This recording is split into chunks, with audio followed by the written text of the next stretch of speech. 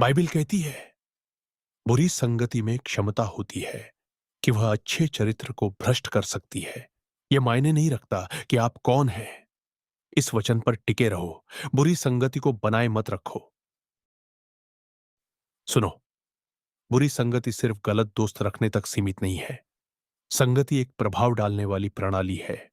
जो भी चीज तुम अपनी आंखों के द्वारा या अपनी पांचों इंद्रियों के द्वारा अपने भीतर आने देते हो, वही बुरी संगति है। तुम्हें बहुत सावधान रहना है कि तुम क्या देखते हो, कौन सी फिल्में देखते हो, कौन से वीडियो देखते हो।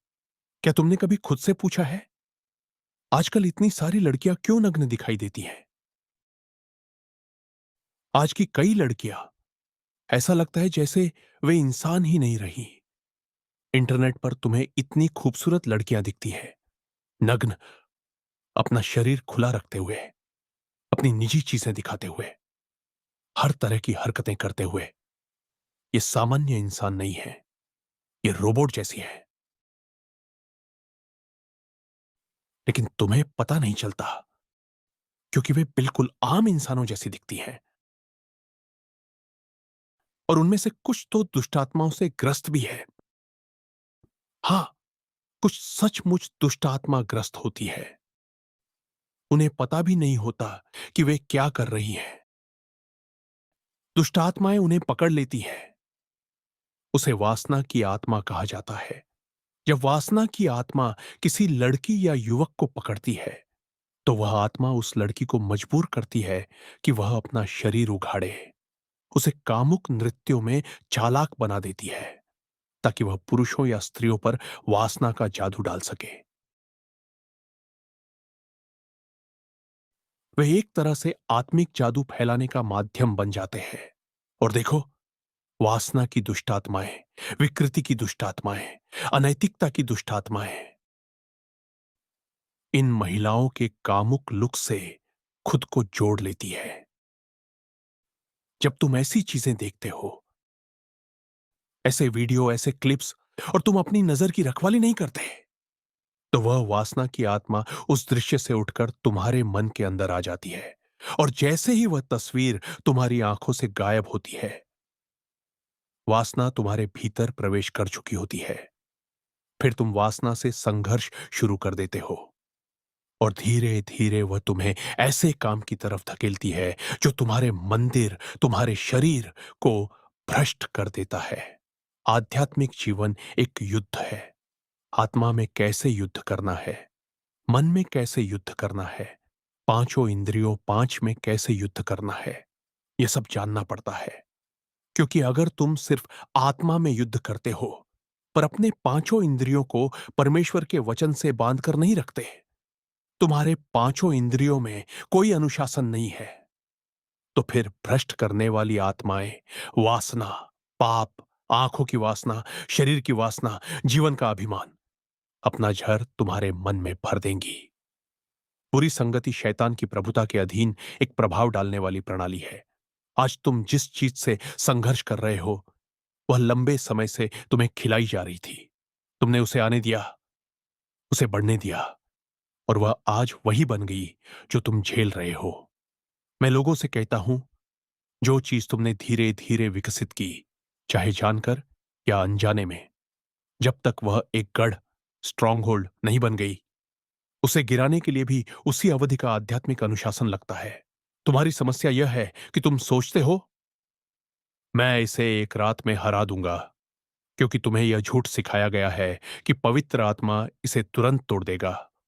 आदतें निकाली नहीं जाती, गढ़, स्ट्रांग होल्ड्स निकाले नहीं जाते, गढ़ गिराए जाते हैं। यह आत्मा के अनुशासन से होता है, सचेत प्रयास से, उन सारी बुरी संचार प्रणालियों से दूर रहकर जो लगातार तुम्हारे मन में किसी भी प्रकार का भ्रष्टाचार भरती रहती है।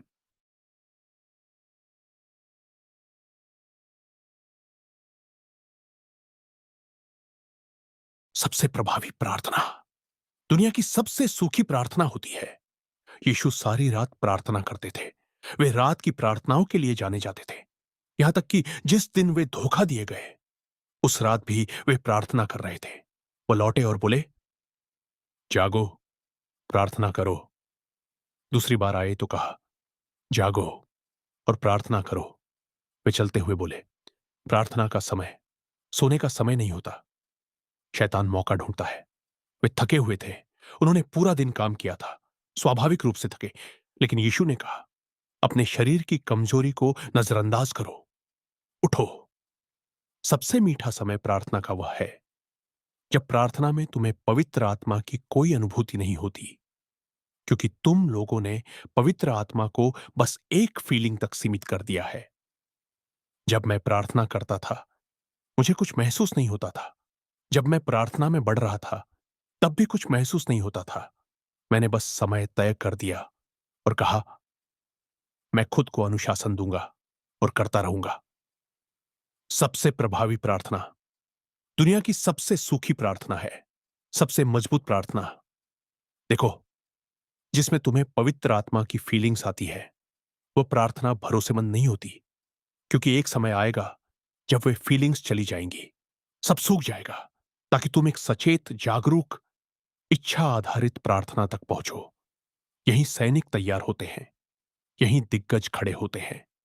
आधी रात के समय तुम कहते हो, मैं 2 घंटे प्रार्थना करूंगा और 12 से 2 तक शुरू करूंगा।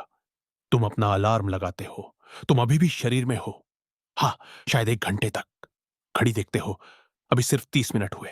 तुम अभी भी वहीं हो, लेकिन देखते ही देखते, धीरे धीरे, 1 घंटे के बाद तुम 1 घंटा 20 मिनट तक खींचने लगते हो। फिर अचानक आग उतर आती है। तुम 2 घंटे से 3 घंटे तक पहुंच जाते हो।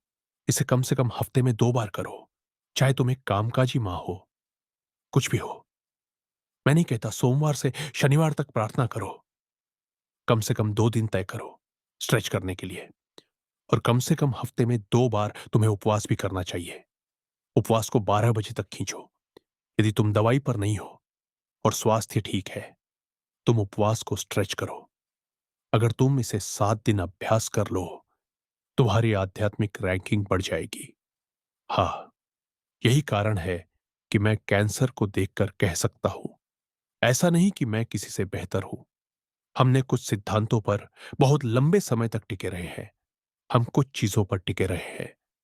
मेरी सबसे बड़ी सेवा यहां तुम्हें उपदेश देना नहीं है। मेरी सेवा है तुम्हें प्रशिक्षित करना। यह एक प्रशिक्षण भूमि है। यह ऐसी जगह नहीं जहां मैं बस कहूं, हल्लेलुया, हल्लेलुया। जब तुम समझोगे कि यह प्रशिक्षण का स्थान है, तो हमारी सेवा के बारे में तुम्हारा दृष्टिकोण बदल जाएगा। या तो तुम अंदर हो या बाहर। यह उतना ही सरल है। अपने हाथ उठाओ, गरजने की आग प्राप्त करो, प्रार्थना करने की आग प्राप्त करो।